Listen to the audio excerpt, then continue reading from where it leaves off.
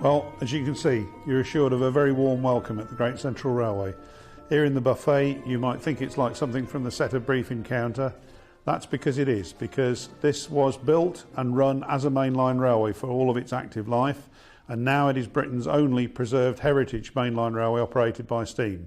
This enables us to run not only luxury restaurant car expresses, but travelling post office demonstrations, demonstration freight trains and passenger trains just in the way they were during the great days of steam. The railway in the heyday of steam is typically represented by the Great Central.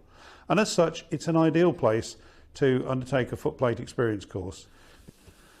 One of the things about the Great Central Railway's driver training experience courses is that you can bring guests with you who want to share your enjoyment of the day on the railway. And indeed it can be a weekend, because we offer weekend break packages, including accommodation, where you can come and have dinner on the train in the evening. But there is one overall key priority on any railway, and that is safety. One of the things we request is that everybody who is on the railway's premises obey the instructions of your footplate experience course host at all times and observe safety regulations. And with that in mind, it's essential that any candidate for the driver training experience course is fit and doesn't suffer from any major physical disabilities. If you've got any doubts, please contact our booking office and ask them to tell you about this. And also, if you do have a disability, please remind your driver training experience host when you arrive here so that he makes the necessary accommodation. Right, well, now we're down at the locomotive sheds and I'd like to introduce the engine we're going to use today. And this is a Great Western Manor Class 460, two-cylinder engine, the smallest of the famous range of 460 classes, built by the Great Western. Starting at the front of the engine, two very important components. Firstly, we've got the coupling in the middle. Equally, that pipe there is for the vacuum brake. Every vehicle in the train has a brake which can be worked from the engine, and it's worked by creating a vacuum in that pipe. That's the steam heating connection which feeds steam to the carriages, to underfloor heaters under the seats, keeping the carriages warm. Here we've got the most important part of the workings of the engine. On top here we've got the valve chest with a piston valve in it which emits steam to either side of the piston in the cylinder down here. So very simple mechanism which is driven by the valve gear, which we'll explain a little bit later on. When the steam has finished its work in the cylinders, it's exhausted into the smoke box and through a blast pipe up the chimney. And that's one of the unique properties of the steam engine. The harder you work it, the more power it develops. Down here, behind the connecting rods, we've got the brake blocks. And the brake blocks act on the driving wheel tyres here. When you destroy the vacuum in the braking system, which you'll see up on the footplate in a moment, those brakes bear on the wheels and apply the stopping force to the engine. I'd now like to introduce Mr. Fred Franklin, the Great Central Railway's locomotive foreman. Fred, would you come and join us? Now I'd ask you to notice the way that Fred is getting down from the engine. You get onto a steam engine or you get down from the steam engine backwards. That way there's no risk of you falling off, and as always with railway matters, safety first. Fred's very experienced. He's been involved with steam trains since the 1950s, I believe, Fred. 1956 I started at Nuneaton Motive Power. My father was a driver as well, so he's the one to blame. Oh, right. So you'll be in very safe hands with Fred as an instructor, and later on he'll be showing us, treating me as a pupil and showing us how to work the locomotive. So now we'll go up on the footplate.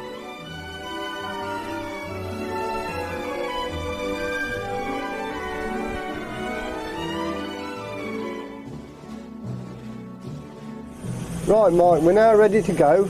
So first thing, put the engine in full forward gear. Right. So that's taking the counter forwards. That's right. That's the direction we're going to go. And then lock it. Yeah. Next thing, of course, now is to blow our brake up. So we'd like to do next. Right, so Now we can't go really till that brake comes completely off. Now this is a fully signalled railway, so the next thing is to look up there, make sure you've got your signal. yeah, signal's off. So we've got what they call the road, we've got the road. Alan, have we got the tip from the guard? Okay, right, so we're all ready to go now. So what you've got to do now is blow the whistle. Right, remembered that bit. Yeah. And now we just lift the regulator nice and steady so she doesn't slip. Gentle start. Yeah.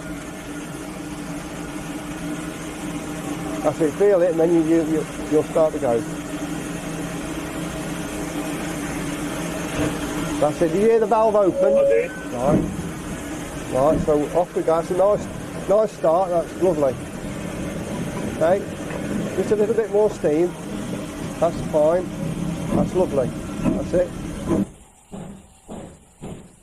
Now we can start and work the expander now, so just pull that back a little bit.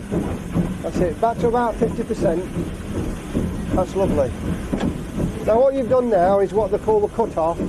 You've reduced the amount of steam that's going to the cylinder. Right. And that's by cutting the valve down a little bit. So although your piston is still going the full length, there's not so much drive behind it. So you're saving energy, steam, etc., cold water, and that's how you work an engine economically. Right. So we're going nice and steady now, that's lovely. Okay.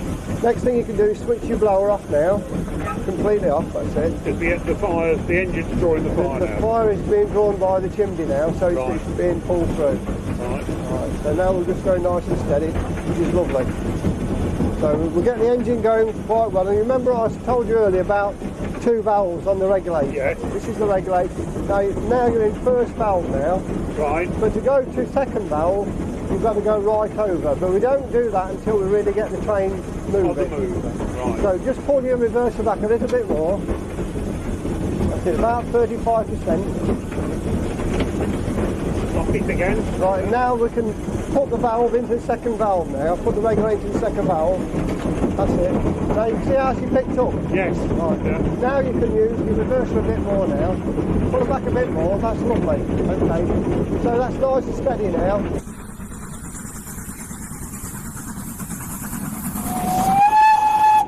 You're actually controlling the steam you use by your expansion link, yeah. So although this is fully open, you are controlling it by that expansion link. Right.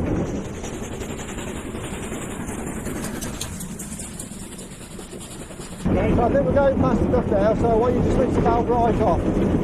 Right down, blower on first, that's it, right down. Lovely. Just forward a little bit now. Expand the link forward, that's it, now lock it in. That's lovely. Now we can ease the blower back a little bit now. Lovely, that's it. So that's just so it doesn't blow back, the fire doesn't blow back, so we don't get burned. So it keeps the draft on the fire. The next thing we're going to do now is we're going to use the brake valve. Right. Now remember what I said about setting the brake? Yeah. So what I'm going to do is I'm going to put my finger about here, Yeah. and I want you to bring the brake down to about there and leave it on.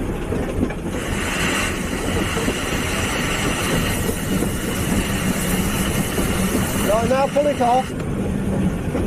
It takes a little while for it to come off. Now put it on again. Right, now take it off. We always try and stop on a rising brake. Right, in again. Smooth stop. That's right, in again.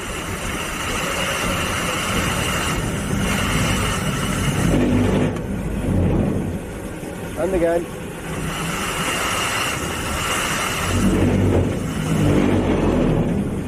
That's lovely. And again, just a little bit stop now. We never ever apply the brake fully. Right. You see, you only did it in segments, didn't you? Just a little bit. You never go right down here, you just do it little bit by little bit. Right, so despite the noise of the engine brake box, that though gives you a smooth stop. Yes.